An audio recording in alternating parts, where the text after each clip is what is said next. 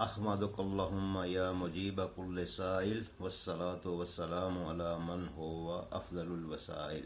وعلی آلہ واصحابہ ذوی الوسائل اما بعد فاعوذ باللہ من الشیطان الرجیم بسم اللہ الرحمن الرحیم ان اللہ وملائکتہ یصلون علی النبی یا ایہا الذین آمنوا صلوا علیہ وسلموا تسلیما الصلاۃ والسلام علیک یا سیدی یا رسول اللہ وعلی آلک واصحابک یا محبوب رب العالمین۔ فضائل صحابہ کے حوالے سے چند حدیث طیبہ انشاءاللہ پیش کرنے کی کوشش کرتا ہوں۔ نبی پاک علیہ الصلوۃ والسلام سے نسبت رکھنے والی چیزوں کو محبوب رکھنا حضور علیہ الصلوۃ والسلام کی محبت میں داخل ہے۔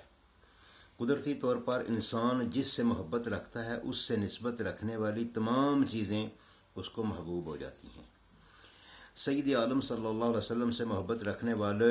بھی حضور علیہ الصلوۃ والسلام کے وطن پاک اور حضور کے وطن پاک کے رہنے والوں اور حضور علیہ الصلوۃ والسلام سے نسبت رکھنے والی ہر چیز کو جان اور دل سے محبوب رکھتے ہیں۔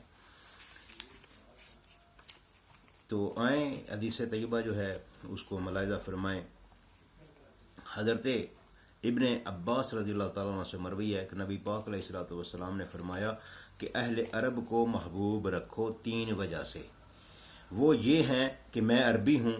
قرآن عربی ہے اور اہل جنت کی زبان عربی ہے۔ اس سے اگلی حدیث پاک سماعت فرمائیں۔ حضرت سلمان فارسی رضی اللہ تعالیٰ عنہ جو ہے ان سے مروی ہے کہ نبی پاک علیہ الصلوۃ والسلام نے فرمایا کہ مجھ سے بغض نہ کرنا کہ دین سے جدا ہو جائے گا۔ میں نے عرض کیا یا رسول اللہ صلی اللہ علیہ وسلم آپ سے کوئی کیسے بغض کر سکتا ہے؟ تو نبی پاک علیہ الصلوۃ والسلام نے فرمایا کہ حضور علیہ الصلوۃ والسلام کی بدولت اللہ تعالیٰ نے ہمیں ہدایت فرمائی ہے۔ فرمایا کہ عربوں سے بغض کرے تو ہم سے بغض کرتا ہے۔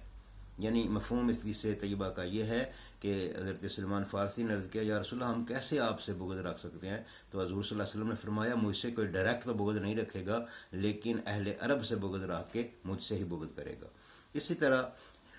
یہ یعنی حدیث طیبہ کی روشنی میں ظاہر ہوا کہ حضور علیہ الصلوۃ والسلام سے نسبت رکھنے کی وجہ سے اہل عرب کے ساتھ محبت رکھنا مومن کے لیے لازم اور علامت ایمان ہے، اور اگر کسی کے دل میں اہل عرب کی طرف سے کدورت ہو تو یہ اس کے ایمان کا ضعف اور محبت کی خامی ہے۔ اور اہل عرب تو رسول اللہ صلی اللہ علیہ وسلم کے وطن پاک کے رہنے والے ہیں۔ حضور علیہ الصلوۃ والسلام سے نسبت رکھنے والی ہر چیز مومن مخلص کے لیے قابل احترام اور محبوب دل ہے۔ صحابہ کبار رضوان اللہ علیہم مجمعین حضور علیہ الصلوۃ والسلام کی قدم گاہ کا ادب کرتے تھے۔ چنانچہ ممبر شریف کے جس درجہ پر حضور صلی اللہ علیہ وسلم تشریف رکھتے خلیفہ اول نے جو ہے وہ کبھی بھی اس پر بیٹھنے کی جرت نہیں کی۔ اسی طرح خلیفہ دوم جو ہیں انہوں نے بھی پہلے خلیفہ سیدنا صدیق اکبر کی نشست گاہ پر کبھی بھی بیٹھنے کی جرت نہیں کی، اور خلیفہ ثالث نے بھی جو ہے وہ سیدنا عمر رضی اللہ تعالیٰ عنہ کی نشست پر بیٹھنے کی کبھی جرت جو ہے وہ نہیں کی۔ اس سے اندازہ کرنا چاہیے کہ نبی پاک علیہ الصلوۃ والسلام کے آل اور اصحاب کے ساتھ محبت کرنا اور ان کی ادب اور تعظیم کا لازم جاننا کس قدر ضروری ہے، اور یقیناً ان حضرات کے لیے محبت سے سید عالم صلی اللہ علیہ وسلم کی محبت ہے اور حضور کی محبت ایمان ہے۔ اللہ اکبر۔ تو آئیے چند حدیث پاک جو ہیں وہ سماعت کرتے ہیں۔ سب سے پہلی حدیث طیبہ جو ہے وہ حضرت عبداللہ بن مخفل سے مروی ہے کہ نبی پاک علیہ الصلوۃ والسلام نے مقرر فرمایا کہ میرے اصحاب کے حق میں خدا سے ڈرو، خدا کا خوف کرو، انہیں میرے بعد نشانہ مت بناؤ۔ جس نے انہیں محبوب رکھا میری محبت کی وجہ سے محبوب رکھا، اور جس نے ان سے بغض رکھا وہ مجھ سے بغض رکھتا ہے اس لیے اس نے ان سے بغض رکھا۔ جس نے انہیں ایذا دی اس نے مجھے ایذا دی، جس نے مجھے ایذا دی اس نے بے شک خدا تعالیٰ کو ایذا دی، اور جس نے اللہ کو ایذا دی ان قریب اللہ تبارک و تعالیٰ اسے گرفتار کرے گا۔ اسی طرح مسلمانوں کو چاہیے کہ صحابہ کرام کا نہایت ادب رکھیں اور دل میں ان کی عقیدت اور محبت کو جگہ دیں۔ ان کی محبت حضور کی محبت ہے، اور جو بد نصیب صحابہ کی شان میں بے ادبی کے ساتھ زبان کھولے وہ دشمن خدا اور دشمن رسول ہے۔ مسلمان ایسے لوگوں کے پاس ہرگز نہ بیٹھے۔ اس سے اگلی حدیث پاک جو ہے نبی پاک علیہ الصلوۃ والسلام کا فرمان جو ہے کہ نبی پاک علیہ الصلوۃ والسلام نے فرمایا جب تم ان لوگوں کو دیکھو جو میرے اصحاب کی بدگوئی کرتے ہیں تو کہہ دو کہ تمہارے شر پر خدا کی لعنت ہو، تمہارے شر پر خدا کی لعنت ہو۔ اللہ تبارک و تعالیٰ کے محبوب علیہ الصلوۃ والسلام کے فرمان عالی شان کی روشنی میں حضور علیہ الصلوۃ والسلام کے جو اصحاب ہیں وہ ان پر جو زبان درازی کرتا ہے وہ یقیناً جو ہے وہ دشمن خدا ہے، اور جو دشمن رسول ہے، اصحاب رسول کے دشمنوں کے ساتھ میل جول، اصحاب رسول کے دشمنوں کے ساتھ میل جول، اہل بیت اطہار کے ساتھ دشمنوں کے ساتھ میل جول، اور دیگر جو حضور علیہ الصلوۃ والسلام کی طرف منسوب چیزیں ہیں جیسے ازواج مطہرات کی بارگاہ میں گستاخیاں کرنے والے جو لوگ ہیں ان کے ساتھ بالکل مومن جو ہے اس کو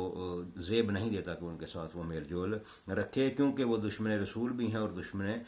خدا بھی ہیں اور دشمن صحاب رسول بھی ہیں۔ تو ایک بندہ جو ہے مومن اس کو کیسا گوارا ہے کہ وہ ان لوگوں کے ساتھ اپنا تعلق جو ہے اس کو استوار رکھے۔ تو چند حدیث طیبہ جو ہے وہ اور سماعت فرمائیں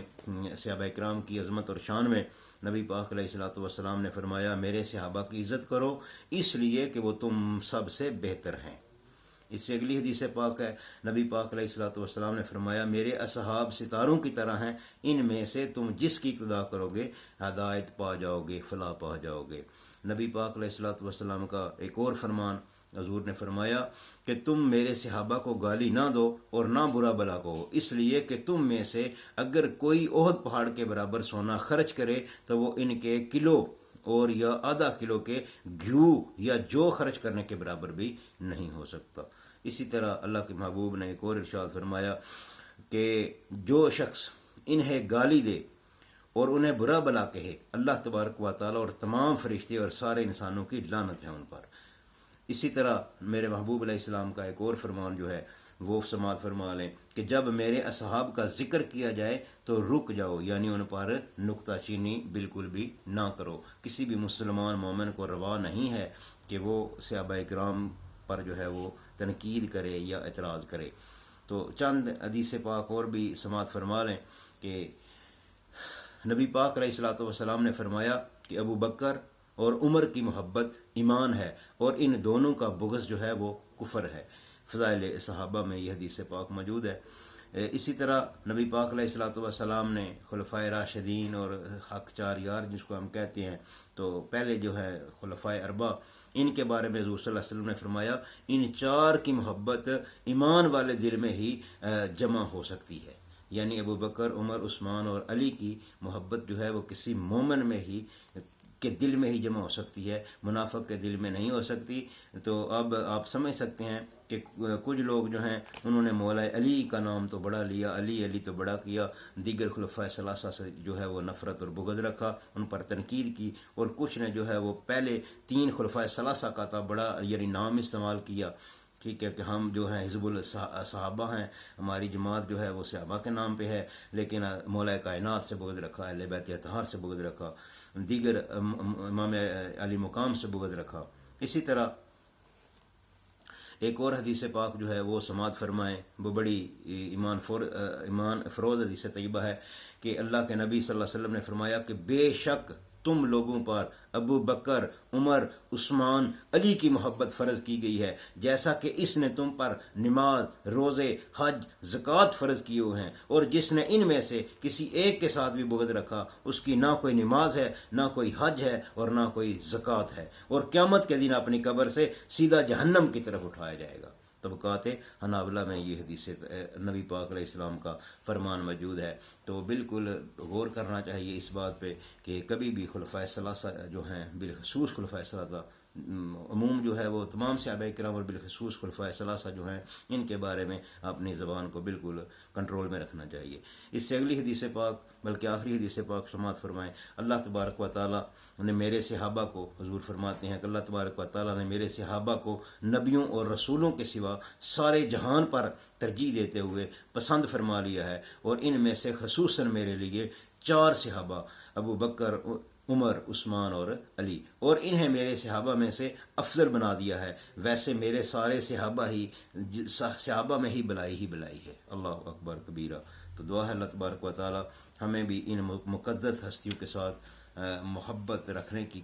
جو ہے توفیق عطا فرمائے، اور ہمیشہ ان کی غلامی اور محبت میں ہی زندگی گزاریں، اور موت بھی آئے تو وہ بھی ان کی محبت اور غلامی میں ہی آئے۔ وما علینا الا البلاغ المبین۔